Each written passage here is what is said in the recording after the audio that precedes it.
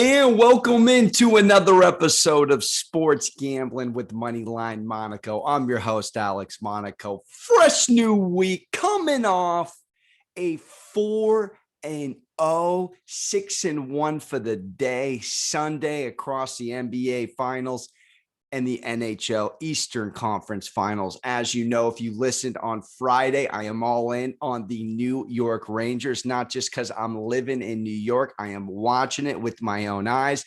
We'll talk about them at the later end of the show, but I did give you Lightning catching an L against the Rangers game 2. I was rink side covering with my TV network, MSG, some content. I was up on the glass, son. You can go check out some of that at Moneyline Monaco, TikTok, Instagram, and at Alex Monaco on Twitter. But as you know, in the world of sports betting, it's all about what we do next. Was hammering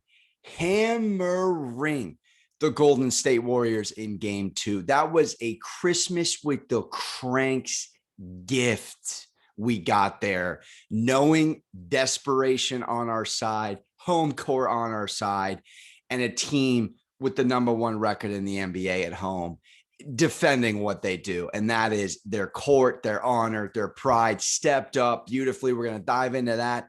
But my lock of the day, giving it to you right now, I woke up, I saw the line. I saw it last night, but I saw it now with a hook. You're giving us Golden State plus 3.5 in game 3. Hook, line, and cash that, son. Give me the Warriors plus 3.5 in game 3. Lock of the day all day. I think they win it outright. Going against a Boston team, I hate to say this, but just 26-1 against the spread as a home favorite. 26-1 against the spread as a home favorite on the season. All right. Under 500 as a whole, covering at home. They're 34-17-1 this year, including the postseason on the road. They're under 500 at home. So the narrative that this team is unbelievable at home, nah, they're really not, especially when you're dancing in my circle, which is against the spread, which is why we always look so exhausted. But let's dive in to really what we saw in game 2. That is the narrative that I'm selling myself in game 3. And it was twofold.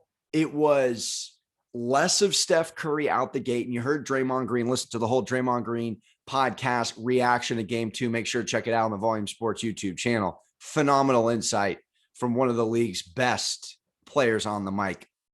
It was 2 things. It was Curry let the game come to him, and his numbers just about the same as game 1's, ironically. A little bit less, but for the most part, when it's all said and done, very, very similar. A little more threes in game 1, obviously, with the 6 in the first quarter. And then their presence felt, as Draymond alluded to it, defensively speaking, even in that 13-6 lead out the gate there. And I had Warriors wire to wire, which is win the first quarter and stay up every quarter. So they won 31-30 that first quarter. That was a gift. A absolute opposite of a Scottie Van Babby for them to get back in that first quarter and win it. But ultimately, it was the team mindset for the Warriors to get everyone involved a little more, and then shutting down the role players, which they did beautifully. I mean, Al Horford and Derek White had 47 combined points in game 1. Al Horford was 1 of 4 for 2 points. Marcus Smart, 1 of 6 for 2 points. And Robert Williams, 1 basket. 6 points between 3 of your starters. And Jaylen goes 5 of 17 on 17 points. Jaylen Brown is an excellent shooter, but there are times where he just forces it. And I don't want to say inexperience, I don't know if that's the correct word here, but the youth element of his game sometimes shows up in the forced shots. because when he attacks you to the basket, especially against guys that are older than him, he can eviscerate you. But when he settles for outside shots and long twos and contested jumpers, when he's not hitting like he wasn't last night, is got to be mind-boggling. And just you're pulling out your fro if you're betting on the Celtics watching that. Because Jason Tatum had a great game. He led all scorers for the Celtics, rightfully so. But when you're taking all of these role players into consideration, Derek White had a very good game for Derek White, still 12 points, solid. But Grant Williams giving you 6, that's just not enough when you're looking at the other box score and you're seeing Clay, Wiggins, Poole in particular with 17 5 threes, all in double figures. Draymond gives you a great effort with 9 and close to what could have been a double-double and almost a triple-double. And then GP the second, and DG mentioned this on the podcast, when he missed those back-to-back free throws and you're like, oh my gosh, his arm ain't right. And then he comes down the next possession, and I'm a lefty. I love to see lefties score. Splashes a corner 3. That might have been one of the biggest boosters from a morale standpoint. And that entire game was a Gary Payton 3 after missing back-to-back free throws. Subtle, but very important for the overall flow of this team, because if Clay is going to be humble in this series, and we hope, betting on the Warriors, which I am, we get a game 6 Clay before game 6, but let's assume we get only one of those performances. Jordan Poole, if it isn't Wiggins, has to be the second leading scorer. Now, that's what Wiggins was in the first game, but it's such a difference maker, ebb and flow wise, when a bench player, your 6th man of the year for this team, comes off and goes ballistic. I mean, you saw that 3-pointer he hit from Steph Curry range, just absolute butter. So I take all of this into factoring into game 3.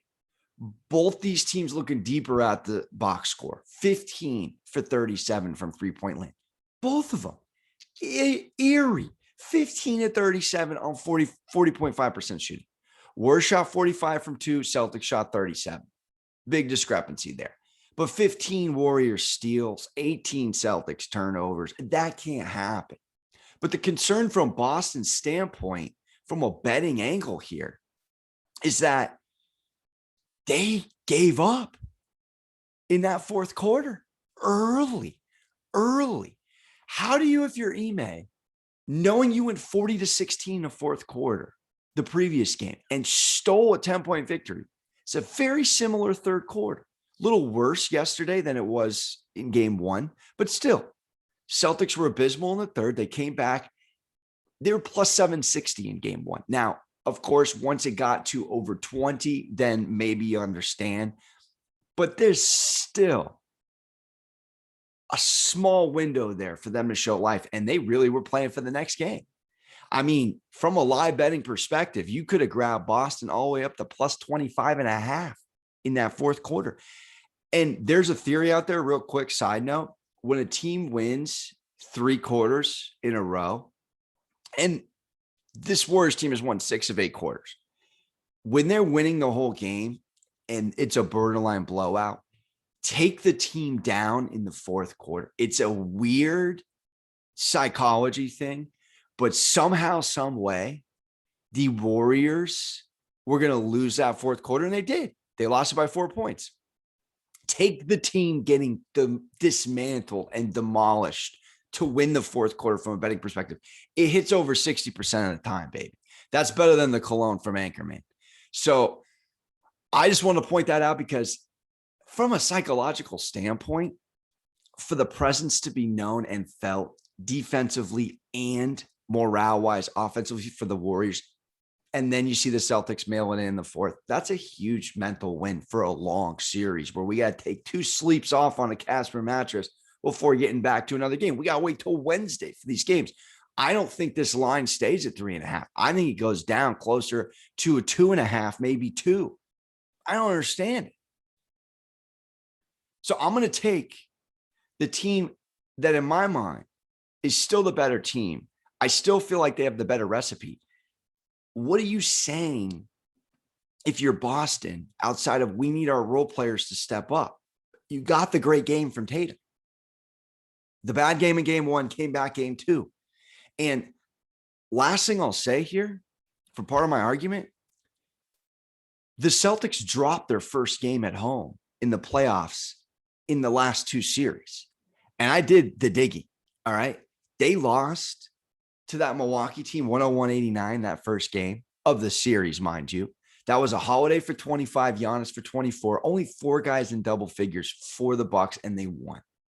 They were more physical, and they came out and punched them in the mouth. And the first game at home against the Heat, which was game 3, they lost 109-103. That was the Bam game for 31, and the Jimmy only had 8 points and got hurt game. That was the game Jalen had 40 and Tatum had 10 on 3 of 14 shooting. So I say all that to say this. This Warriors team now has the tape they need, which is, look, this could have been as simple as what Kerr was saying. When you saw, I saw 1 3-pointer in the first half, and Kerr went nuts. He goes, get in their face, bother them, close out on those 3-pointers. You even saw Draymond do it to Jalen, which it got to a technical, which it otherwise never should have. That is exactly the recipe. You want to go physical at physical. So the Celtics are physical. All right, we could be physical, but then we're a better shooting team. Unequivocally. Go tit for tat. Do the Cowherd theory. The best players in this series, especially from a shooting perspective, 3 of the 5 are on the Warriors, period. So the Celtics team, as much as we know and want to say, is unbelievable at the TD Garden. They have not been great in their first games this postseason, this playoff run at home. And we're getting 3.5, lock of the day, Dub Nation, plus 3.5 on FanDuel. Lock it in. And then my degenerate special, I want to pull a little parlay together here. I'm going to go Warriors on the money line because I am that confident. I'm going to dance with Curry 25 plus because it should have hit in game 1. They just couldn't get the W. This man, 34 and 29. Hits another 5 threes last night, 12 threes in 2 games. He's averaging a team high 26.6 on the playoffs. They can't stop. They can't stop. And if he lets the flow come to him a little more, and I don't disagree with him coming out aggressive by any means, but if we can get him to come out and get everyone involved and get cooking, that is the good burger secret sauce. And then I'm going to dance with Draymond, 6+ rebounds, a man who's averaging over this in the playoffs. He's averaging 8 boards a game in 18 games this playoffs. 7.1 boards in 18 games this playoffs. And he came out and he gave us 11 in game 1 and 5 in game 2, but he was a little more distributing, defensive minded in game 2. Still 8 boards a game. And he's gone over this number 8 out of 10 in his last 10. This number 6. You can do this on FanDuel. 6+ rebounds. So 6 boards or more, and he hits. And if all 3 of these cash, we're getting plus 248. Now, if you go with Draymond to get 8 rebounds, which I don't hate, it goes to plus 365. Either way, we're getting 2.5 times our money just about at plus 248, plus 250, officially 2.5 to 1. Or you can go over 3.5 to 1 with Draymond getting 8. Now, this is contingent on the Warriors winning, Curry getting us 25 plus, and Draymond getting us 6+ or 8+ rebounds. And I feel confident in it. Look, they know they have to win a game in Boston to win this series. It's 3 in Boston. It's 2 in Golden State left. That's it. They have to win one. They're going to win this game. And then Boston will probably come back and win game 4, and it'll be 2-2 back to Golden State and 3-2, and then maybe 4-2 or 3-3 back to Golden State. This is A, the zigzag theory I talk about a lot, which is already proven, and B, championship pedigree basketball, where both teams go to each other's place and steal one. And when the Warriors have won a game on the road against Denver, won a game on the road against the Grizz, and won a game on the road against the Mavericks, you got to feel comfortable and confident knowing they're going to do it. And even if they don't win, we'll hit plus 3.5. And I wrap this up by saying we got to take the Warriors to win this series. All right, they're minus 110. I've seen it fluctuating from minus 110 to minus 115 on FanDuel. It's minus 160 before the series started. You got to do it. I implore you to do it. We saw a Celtics team in game 2 that showed you they just might not have enough. And we saw a team in the Warriors, because it's going to be fascinating.